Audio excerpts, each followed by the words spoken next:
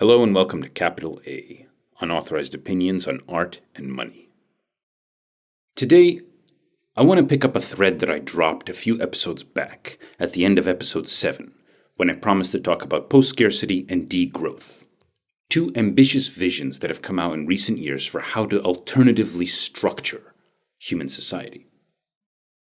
Especially from the point of view of our economics today, both of these theories have in them elements which sound strange, beyond the pale, downright science fictional and fantastical.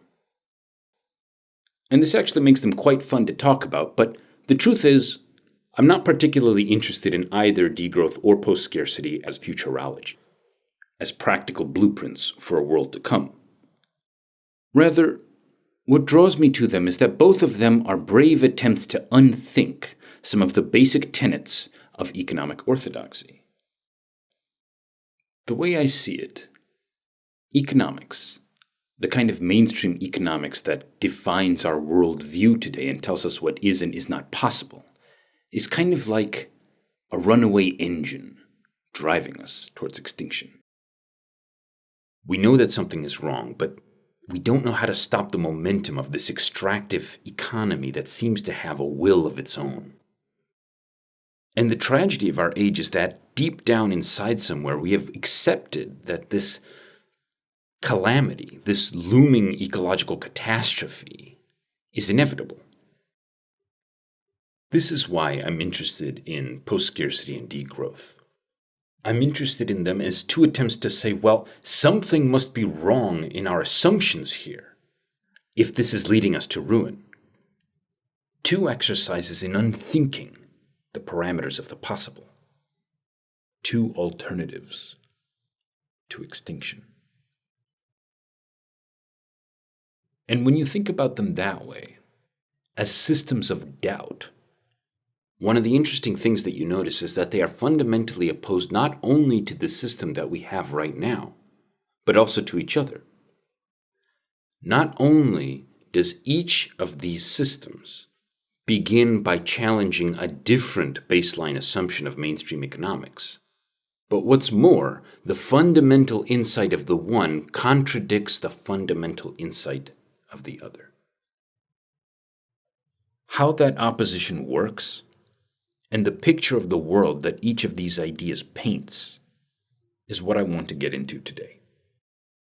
This will be part 3 of a 3-episode arc that began in episode 6, continued in episode 7, and now finishes today with capital A, episode 10, A Tale of Two Tomorrows.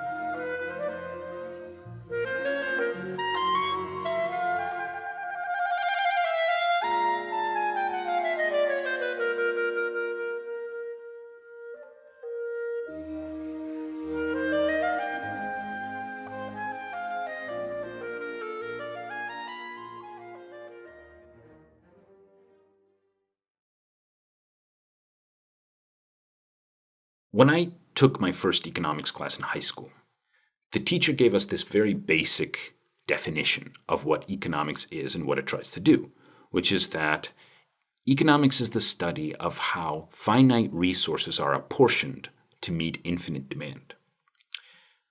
Post-scarcity wants to make this very basic principle of economics obsolete.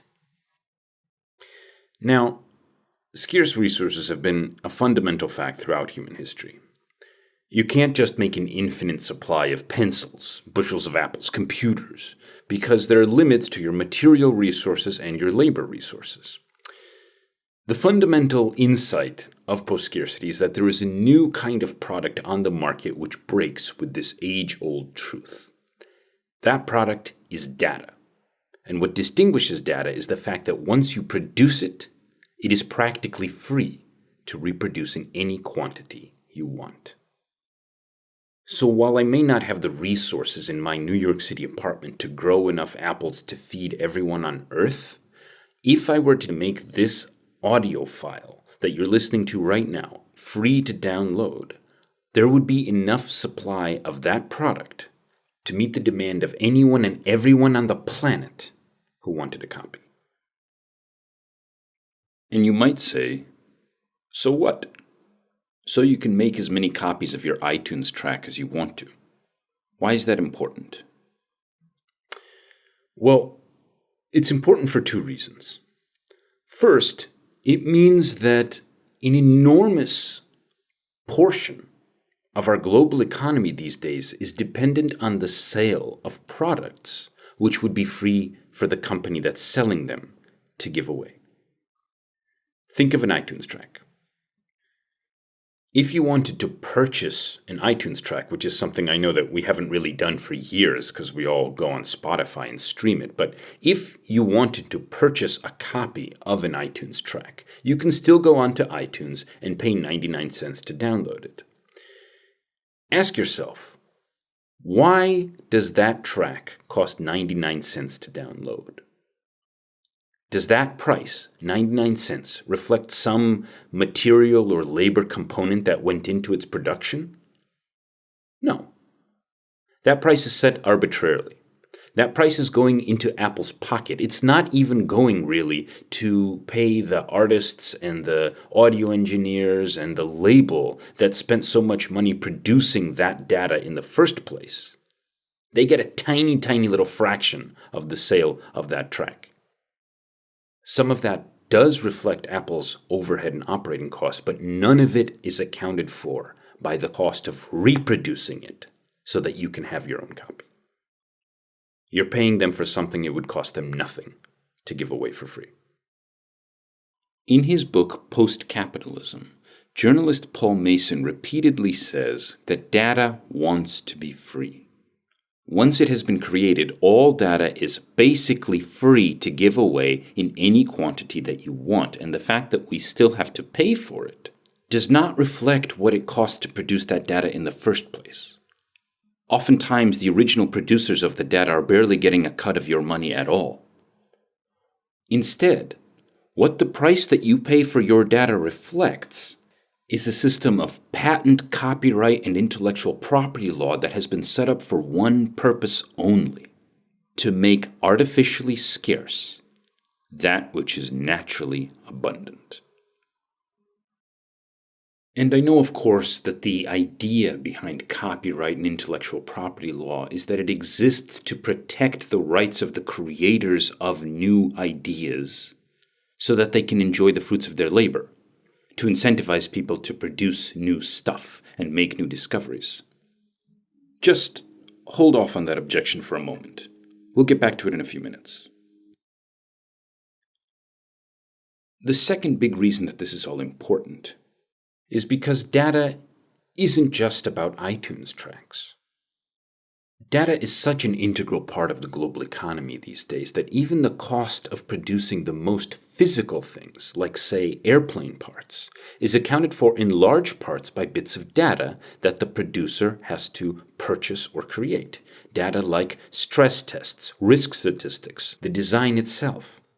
If you're in the business of making airplanes, you have to pay to either produce or purchase these bits of data as surely as you have to pay for the man-hours, the material components, and the machines that make the physical parts. So here we come to the proposition of post-scarcity. What post-scarcity asks us to imagine is what would happen if we were to take all that data that is naturally abundant and set it free. What would the world look like if we were to tap into data's potential? What post-scarcity asks us to imagine is a world where all of the data that goes into the subway cars, the agricultural techniques, the software, the computers, all of that data were suddenly taken and made free to anyone who wanted to download it and use it and build on it. In that world, the cost of producing things would suddenly plummet, because a major component of the cost structure of even our most physical products would suddenly have been made free. Furthermore, because having access to existing data is a critical component of innovating new technologies, If all the world's data were suddenly made available for free, not only would the cost of producing the stuff we already have plummet, but the cost of inventing new stuff would likewise plummet. In other words, the efficiency of technological innovation itself would increase. Now, it's at this point that the imagination around post-scarcity begins to approach the utopian and the science fictional. Typically, as proponents of post-scarcity look down the road into the future, they imagine the free availability of data coinciding with dramatic developments in 3D printing technology. As new and more efficient designs for products become available for free to download online, anyone who owns one of these advanced 3D printers would be able to produce basically any physical object that human beings have invented right in the comfort of their own homes, and only for the cost of the material components that go into the 3D printer to make that object. Pretty soon, the only limit to the economy becomes the availability of the raw materials that 3D printers use. These raw materials are also the only thing that you still have to pay for. You don't have to pay for the designs because, being data, they are free, and you don't have to pay for labor hours because you have a 3D printer in your home that can manufacture anything you need. You barely even have to pay for that 3D printer because, being a physical object, it can just be produced by other 3D printers. So the only thing that you are paying for at this point is the material components of the things that you are creating.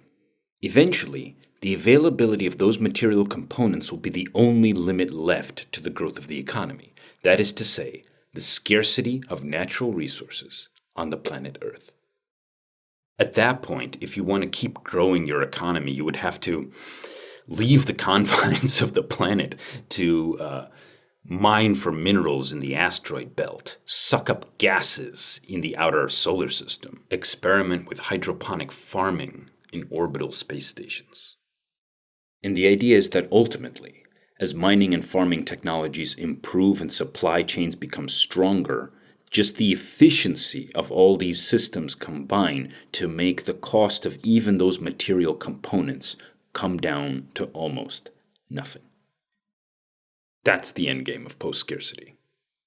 It's a world where technology and the free availability of data combine to drive the cost of nearly everything that humans make to nothing. And when that happens, when nearly all processes have been automated, and when nearly all things are available to everyone for free, for the first time in history, you have an economy of abundance, where infinite demands are met with infinite resources. Now, obviously, there's no shortage of objections that you could raise against this picture of the world. But I actually want to skip over the questions of whether this is technologically and scientifically possible because, again, to me, the most interesting aspect of the theory is not its technological Star Trek side, but its political economy side. And I think it's telling that some of the most vociferous objections to post-scarcity haven't been on the grounds of technological infeasibility, but on the grounds of economic impracticability. That is to say, not that you couldn't come up with the technology to do this, but that if you did do that, you would be shooting yourself in the foot because you would never be able to make the economy function. So, what is the political economy of post-scarcity? Well, essentially, what the theory is proposing is some kind of techno-vision of communism. Proponents of post-scarcity envision a future where both the cost and the price of the products we consume fall drastically. As it gets easier to produce things and cheaper to buy things, people spend less and less of their time working until basically work becomes optional altogether. If you can even speak of this vision in economic terms, it would be an economy that is based on something other than purchasing power. An economy of reputation or social standing or karma points or a social media-like economy that trades in followers. But whatever it is, the point is that it will not be an economy where you work so that you can make money so that you can purchase stuff. There will be very little work to do and stuff will be freely available to everyone anyway. The political economy question is, would this kind of an economy function, Or is something about this picture going deeply against the grain of human nature? The most intuitive objection that critics have raised here is that if you gave people the option of not working to secure their means of living, then nobody would work at all. Human progress would terminate, and society would grind to a halt. The idea here seems to be something like work is by its very nature something that you don't do unless you have an economic incentive to do it. And I don't know about you, but for me this runs counter to basically all my experience as a human being. Nobody's paying me to produce this podcast. No one pays me for my painting either. In fact, both of these things take an incredible amount of time, effort, energy, and thought, and yes, even money. Money that I make at a day job, which I then pour into my art practice. So it just isn't my experience that, given the choice, people would do nothing all day long. Proponents of post-scarcity like to cite the example of Wikipedia. Wikipedia is this massive, coordinated and cooperative project built by millions of man-hours that are volunteered. People write articles for Wikipedia simply because they either want to be part of that community or because they're interested in the subject matter or because they're retired and they want something to do with their time.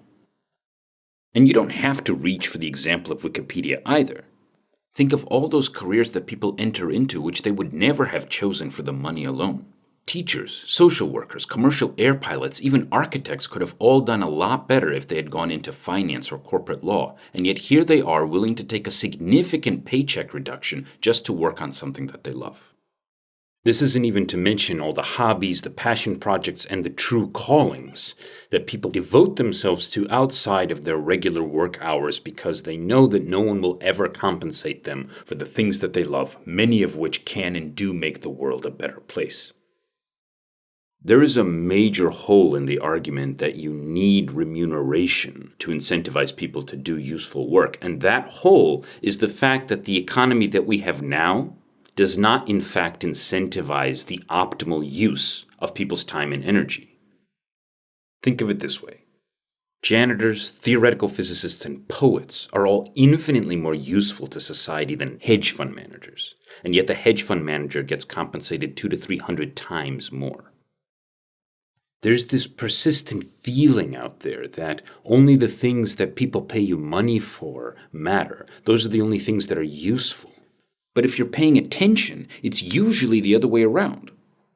There are so many jobs in our economy right now which are paid that do absolutely nothing for anyone or actually make the world a worse place to be in. Things like finance, things like real estate brokers or accountants. These are professions that bring absolutely no utility, but which get compensated, often significantly, because there is no correspondence in our economy between what is useful to humanity and what the economy rewards.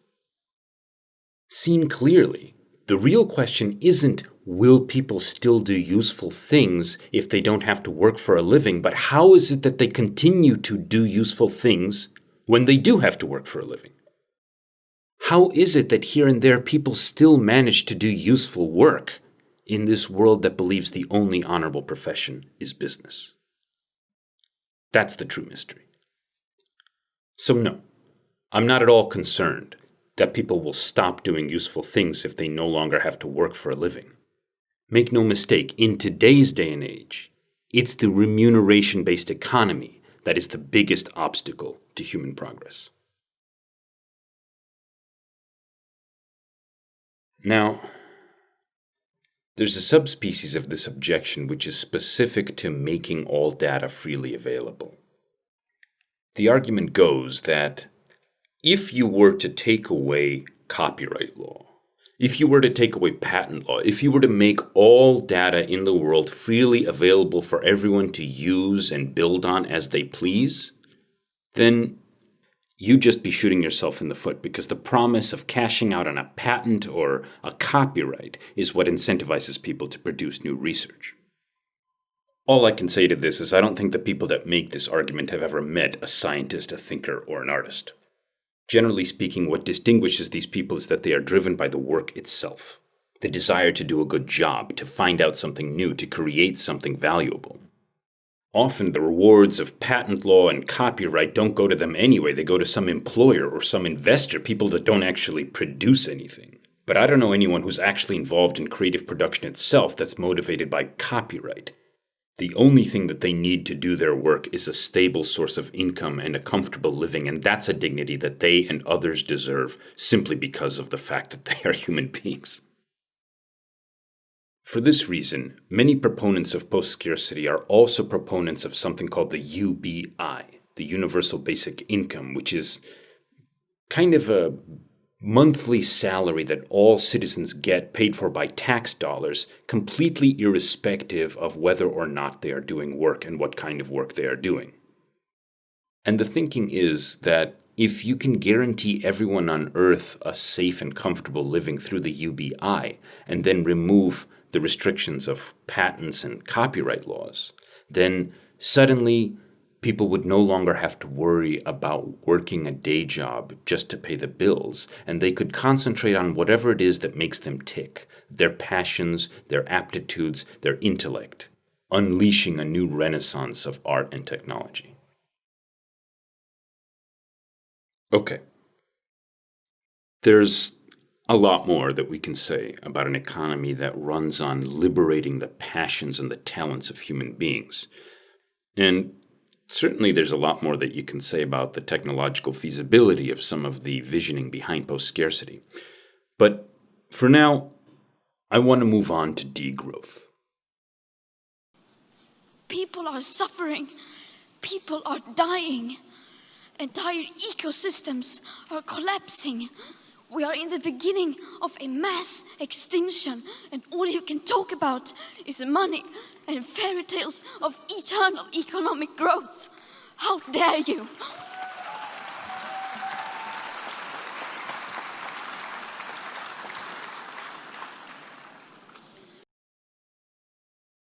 That was Greta Thunberg speaking at the 2019 UN Climate Summit.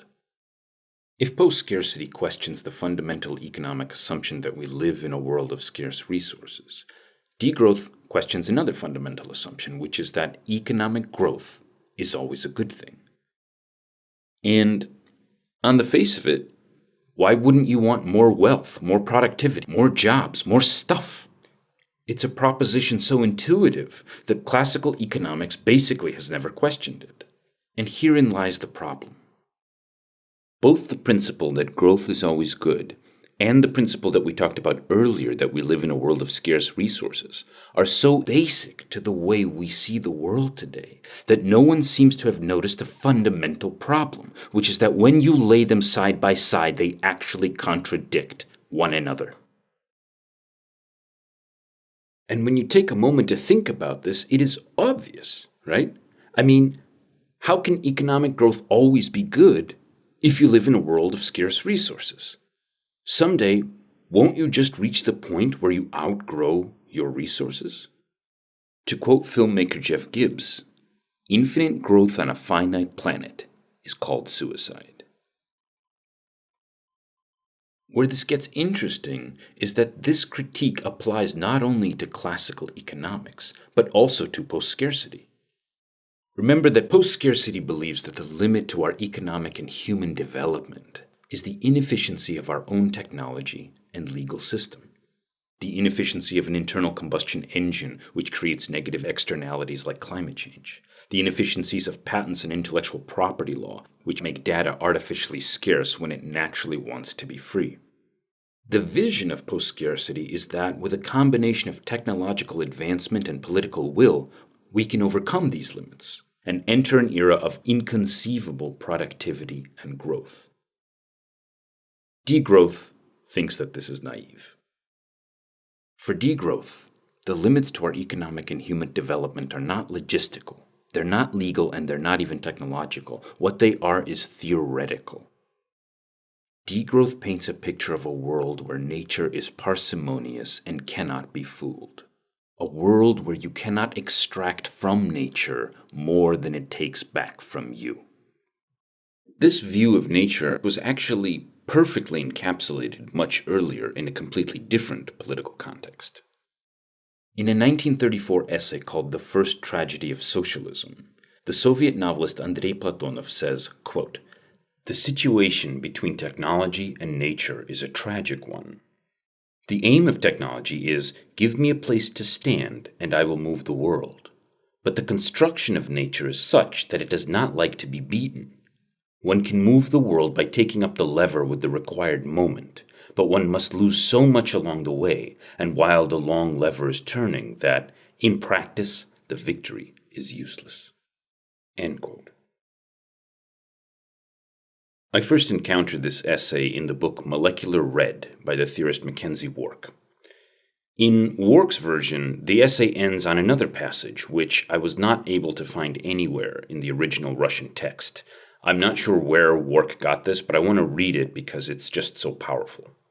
Quote, "The ancient life on the surface of nature could still obtain what it needed from the waste and excretions of elemental forces and substances. But we are making our way inside the world, and in response, it is pressing down upon us with equivalent force." End quote. So this is the critique of degrowth. It's a critique that, when applied to post-scarcity, denies the fundamental premise, which is that a combination of technological advancement and political will is enough to get us to a world of abundance. We don't live in a world of abundance, and we never will. And when applied to mainstream economics, this critique is even more devastating because it says that the two fundamental presuppositions of mainstream economics, that we live in a world of scarcity and that all economies can and should continue to grow forever, are inconsistent with themselves. This by itself is devastating enough, but Degrowth's critique of mainstream economics does not end there. Perhaps equally important is the idea that the metrics that we use to measure the health of an economy are poor measures of the health of an economy. And the metric that they have in mind here is GDP. I want to read a quote from Georgios Kallis, who is one of the most visible proponents of degrowth. This is from his 2018 book simply titled Degrowth. Quote, "GDP is a bad measure of welfare. It counts costs as benefits. For example, building a prison or cleaning a contaminated river increases GDP. And it does not estimate unpaid work or unpaid damages. For example, if you clean your own house, GDP stays the same. If you pay a cleaner to do it, it increases." End quote. The problem with GDP is that it only cares about one thing, whether or not an activity was remunerated. If that activity was harmful or a cost that society has to pay, such as cleaning up a contaminated river, that's good for GDP. If an activity was beneficial but unremunerated, such as you cleaning your home, GDP doesn't care. So from the standpoint of GDP, the best thing that you can do for the economy is to dump some toxic sludge into the nearest river or trash your own house and then pay somebody to clean up your mess. This makes perfect sense under certain interpretations of mainstream economics, but it's obviously absurd from a social perspective. Furthermore, GDP in no way measures intangible social goods such as happiness and quality of life, so it should be easy to imagine a scenario where you decrease the costs of living on this planet, i.e. GDP, while increasing those intangible social benefits that GDP doesn't measure, such as happiness, quality of life, dignity, fulfillment, etc. This doesn't mean that your goal, necessarily, is to lower GDP. Rather, a decrease in GDP is something that proponents of degrowth believe will happen naturally if you structure your economy the right way. Here again is Kallis. Quote, "To be clear, degrowth is not negative growth. The goal of degrowth is not to make GDP growth negative. There is a name for that, recession, or, when prolonged, depression.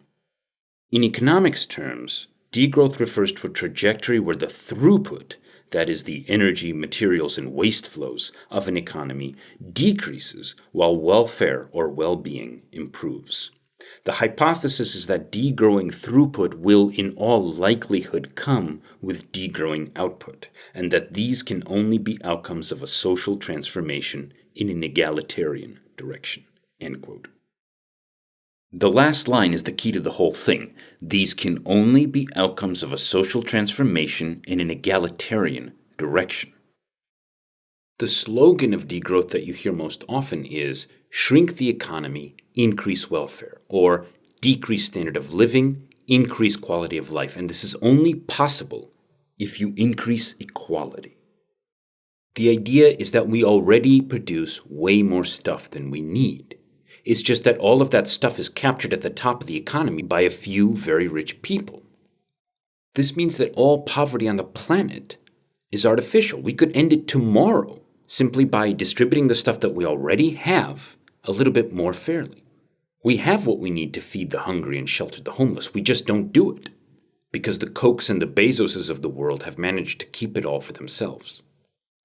The gambit of degrowth is that if you were to do that, if you were to distribute the wealth that we already have more evenly so that everyone has a life of dignity and financial security, you would find that we have a whole lot left over that it turns out we didn't need at all. Decrease standard of living, increase quality of life. So, how do you do that? What is degrowth's positive vision for a more equitable society? Well, here unfortunately we hit the limit of my understanding of degrowth. I'm mostly familiar with the movement as a critique, but its literature of positive, constructive proposals for what we should be moving towards is pretty vast, and I'm not adequately familiar with it. Much of it concerns reconstructing communities and economies around the local scale. Local foods, local goods, local people offering services to other locals. Some envision these local economies structured around socialist or anarchist lines, while others imagine a post-growth capitalism, where for-profit production continues but at a much smaller scale. The images that come to my mind are small, largely self-sufficient communities where everybody knows each other and everyone chips in with the necessary labor. It actually sounds rather nice, and I'm sure that someone more knowledgeable about degrowth would chafe at this super simplistic description, but again, I'm not qualified to talk about the technical stuff. All I know are the platitudes. Stop population explosion. Consume less, enjoy life more. Redistribute stuff. And of course, shrink the economy, increase quality of life. No matter what that stuff may mean to you, the point is none of it is possible unless you increase equality. Okay, to try to tie all of this together, I want to end this episode on a pretty cool schema developed by Peter Fraze, who's an editor at Jacobin magazine. In 2016, Fraze wrote a book called Four Futures, in which he kind of takes a survey of how different sci-fi authors have imagined our world developing from here. And I really recommend this book. It took me all of 3 hours to read. It's accessible, it's fun, and there's a lot of really deep thinking that goes into it. In the book, Fraze categorizes the futures that different sci-fi authors have seen along two different axes. A future can either be egalitarian or hierarchical, and a future can be one of abundance or scarcity. When you combine those possibilities, you get four types or classes of sci-fi futures. There's equality and abundance, which Fraze calls communism, hierarchy and abundance, which he calls rentism, equality and scarcity, which he calls socialism, and hierarchy and scarcity, which he calls exterminism. The reason I bring this up is that when you look at this schema, it's obvious that post-scarcity is the future that Fraze calls communism, which is equality and abundance, while degrowth is the future that he calls socialism, that is, equality and scarcity. What this means is that, although degrowth and post-scarcity disagree fundamentally on whether we live in a world of abundance or scarcity, one thing they agree on is that either way what we need is a world of equality. Because the fact is, we cannot or do not yet know which of these worlds we live in. We don't know whether our world is one of abundance or scarcity. In a sense, we kind of have to wait until we get there to find out, but that's not really the point. The point is that whichever of these worlds it turns out we inhabit, either way, we need to meet that world with more equality. Because, for example, if it turns out that we live in a world of abundance, that abundance will do humanity no good if it's all captured at the top of the economy in the hands of the powerful few. This has been borne out by the experience of the last few decades where, since 1980, the American economy has continued to grow and expand.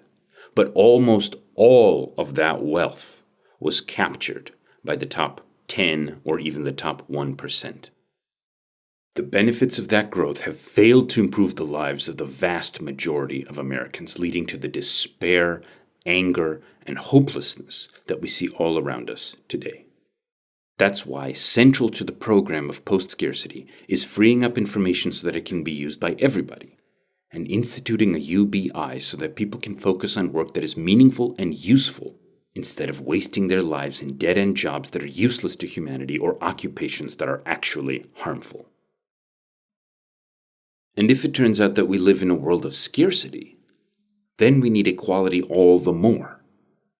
Because then it will be existentially important that we ramp down our economy, and the only way to do that without starving people is to distribute what we have more equitably. This point is painfully underscored by the two hierarchical futures that Fraser imagines. The future of hierarchy and scarcity he calls exterminism. That's a future where the 1% essentially gang up on the 99% and either through neglect or through direct hostile action start to cull the excess population. Fraser actually argues that this isn't too far from the attitude that many of the 1% have today, who are perfectly happy to let millions of Americans languish without proper health care or rot in prison for minor drug offenses and preventable crimes related to poverty. But I think in some ways the most interesting scenario that Fraser paints is the one that he calls rentism, which is hierarchy plus abundance. In a certain sense, that's the world we live in today. Or at least that's the world we think we live in today. Because despite all of our foreboding about an ecological catastrophe waiting for us in the future, we are acting as if right now we live in a world of abundance. Our economy is pumping out products and using up resources as if there were no limit to human expansion. And this isn't an accident. This is in perfect keeping with the principle of mainstream economics that says that in order to have a healthy economy, that economy must always grow. So let's table for a moment the question of the looming ecological catastrophe. Let's assume for a moment that classical economics is right, that the economy can just keep growing forever. And ask yourself, has that world of abundance helped us? Do we live right now in a world where the abundance that we assume we have is helping people? I think it's clear that the answer is no. I think it's clear that it doesn't matter how much abundance we have today or how much abundance we will discover in the future. Because as long as we have the economic and political system that we have today, a system that enjoys support from conservatives and most liberals alike, that abundance will always be captured by the few. What this means is something very simple. We don't know yet whether or not we live in a world of abundance. But it turns out that that's irrelevant. What this detour into the science fictional and the fantastical has shown is that we have been asking the wrong question. The question we should be asking ourselves is neither ecological nor scientific, but political. Because whether we live in a world of abundance or a world of scarcity, what we need is a world of equality. Real, practical, tangible, non-theoretical economic justice. Because until we have that, this mess, this horrible present that you see all around us today, this fucked up cornucopia of hierarchy, resentment, and useless abundance is going to be the best of all possible worlds. On the flip side of the coin, what this means is that we do not have to wait for the scientists, the engineers, or the tech bros of Silicon Valley to save us. They're not going to save us. Our problems are not technical but political. Not technocratic, but democratic. This is the bright spot that speculations on the future leave us with. All of our problems are fundamentally political, and the solutions must be also. And what that means is that you don't need a science degree to be part of that solution. Whew. That's all I got for today. I hope you enjoyed the episode. It was a kind of weird one for me. And in the episodes coming up, I look forward to getting back a little bit to the terrain that I feel most comfortable with, and think a little bit more about the role of art and how it can change, how it can be effective, what it can do in the years to come. Thank you very much for joining me. I hope you'll tune in next time. Until then, I will leave you with clarinetist Luis Rossi performing Weber's Concertino for clarinet. It's a special treat to be able to share this music with you today. It's used with the permission of the artist himself, off his upcoming CD, Weber, Straus, Ate Ortua. More information in the episode description.